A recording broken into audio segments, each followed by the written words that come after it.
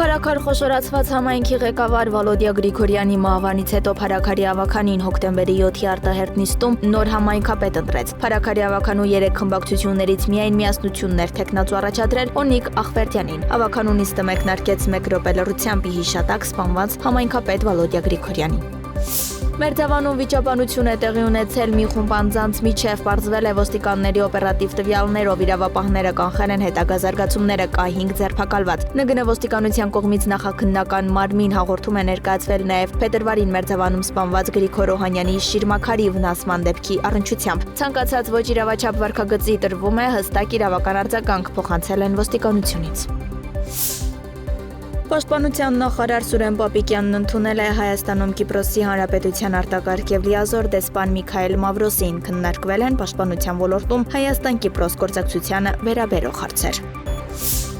Անվտանգության խորհրդի քարտուղար Արմեն Գրիգորյանն ընդունել է Հայաստանի Հանրապետությունում Ռուսաստանի Դաշնության արտակարգ և լիազոր դեսպան Սերգեյ Կոպիրկինին։ Հանդիպմանը զրուցակիցները քննարկել են Հայաստան-Ռուսաստան երկկողմորակարգին առնչվող հարցեր և անդրադարձել հետագա գործակցությանը։ Զրուցակիցները նաև քննարկել են տարածաշրջանային վերջին զարգացումները և մտքեր փոխանակել արտատարածաշրջանային անվտանգային իրավիճակի շուրջ։